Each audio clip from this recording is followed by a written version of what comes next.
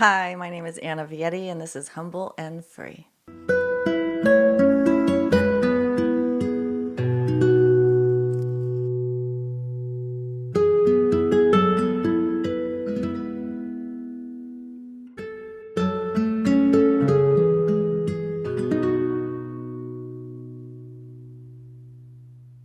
Oh, I'm so glad to have the first episode or first video uploaded. This is so awkward putting yourself in front of a camera and talking to nobody for a while until I get to know some of you. I have 11 subscribers. Mwah, mwah to all 11 of you. This is a journey that is very awkward for me.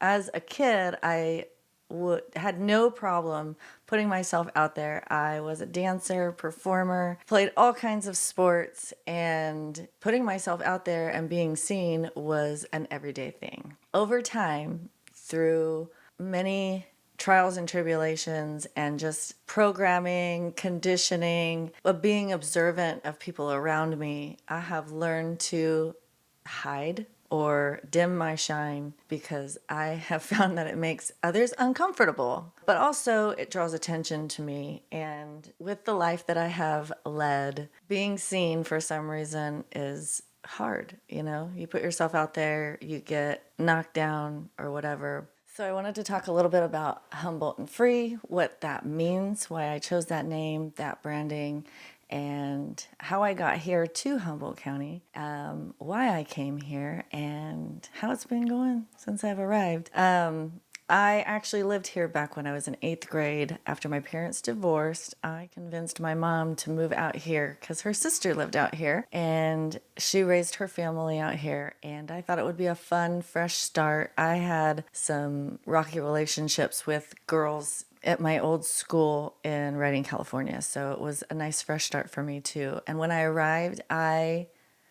thrived. Not trying to rhyme, but I really did. I started singing here. I met some really cool friends and I played basketball. I played volleyball. I played basketball. And I remember our basketball team taking first in the A division at the Crescent City tournament. So that was a big deal. And then at the end of our season, we were going to be first place, like Division A or whatever we were. And right before our last game, I twisted my ankle and we lost, and they all blamed it on me.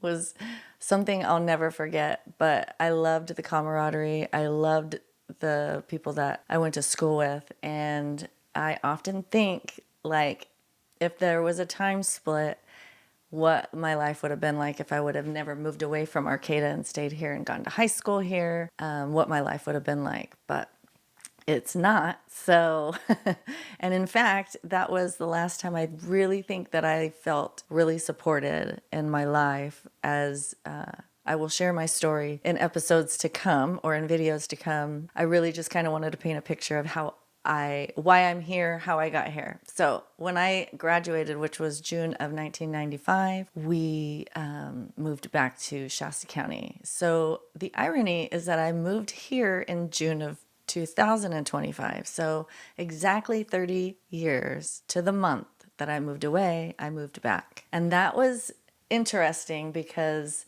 I specifically, getting into the spiritual woo-woo side of myself, I had a dream when I lived here that was very, very lucid, very, very clear. And I remember it, it shook me. And it told me, like, some being in my dream told me that I was going to die at the age of 44.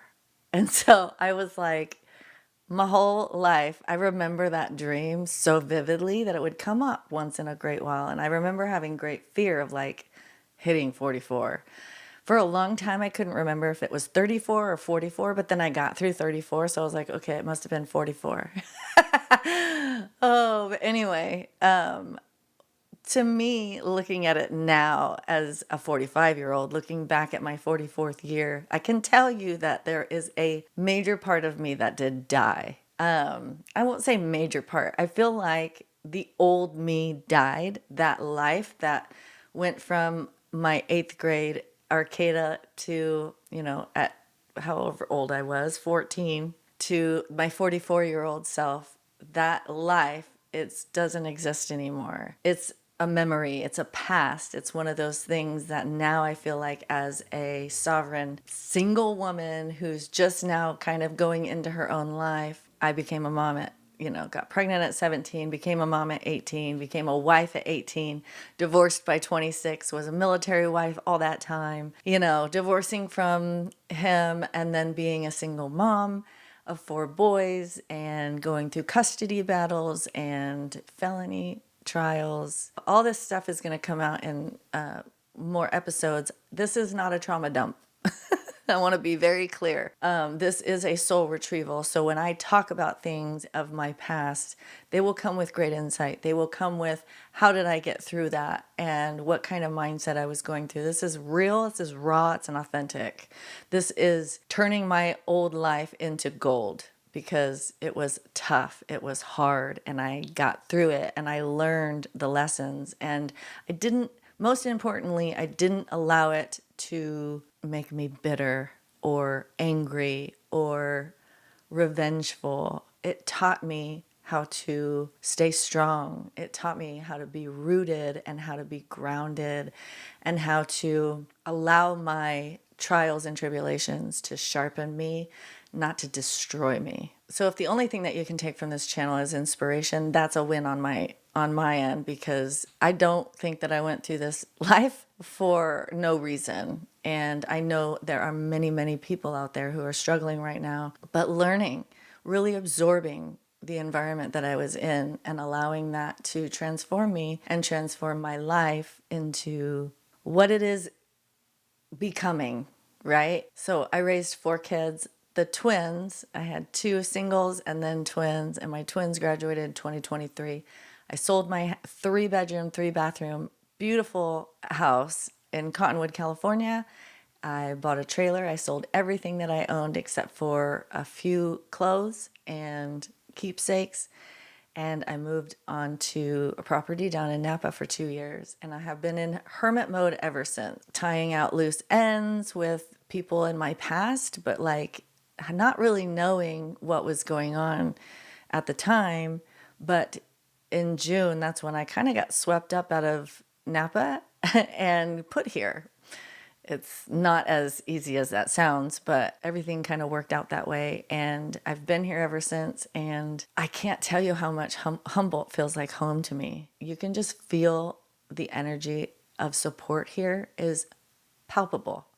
It's tangible. You go into the Arcata forest and you take a hike, and it's like the sound barrier that these trees create here. It's quiet, and you can hear a pin drop, as they say, but it's like you get there and it's silence, but it's a palpable silence, and it's an energy of creation. And I don't know how to explain it, but it is so supportive and light. I'm sure we can get into the scientific aspects of it. I've been walking the beaches and doing some research of my own of why does it feel so much better when I'm walking, on the beach. And it's interesting because I lived a different life. I became a mom, and then I got my degree, and then I started my career and my business, and then I wiped it all away in like the last 3 years, and I'm doing a completely new thing. And I've been in the cocoon stage, and it's been a process. And I'm staying open to that process. And that's something that is just a personal victory for me, is even doing this video. It's like, okay, I'm showing up, world, universe. What am I supposed to be doing? How am I supposed to be doing it? And just executing it. I'm following my heart, and I'm calling out to you guys by following the calling within. Simply to just be me as a human, being human. So I thank you for the grace and understanding of where I am in the process, and just know that I'm going to keep showing up and trying to be consistent. I almost said, and be consistent with shooting these. Oh, my alarm went off. So anyway, I just want to say thank you for having the grace and understanding of where I'm at. And, I plan on, I plan on getting my camera set up and having a better setup and all that in the future. But as of right now, I'm just starting where I'm at and honoring the call. So in the next episode, we'll talk a little bit more about me being a teen mom, how I kind of got there, or between the time that I was in 8th grade till I got married. It really kind of builds the foundation of how I ended up in an abusive marriage, crazy divorce, crazy custody battle stuff, and just feeling like an everyday warfare and overcoming trauma. Lots to unpack. Anyway, I look forward to getting to know some of you and for y'all to get to know me. Join me for my next episode where I talk about being a teen mom and some of the insights that I have as a 45-year-old looking back at my 15, 16, and 17-year-old self. It's wild. But yeah, I think that you'll find it insightful and perhaps inspirational. So yeah, this is me, Humboldt and Free, and thank you so much. I will see you on the next episode.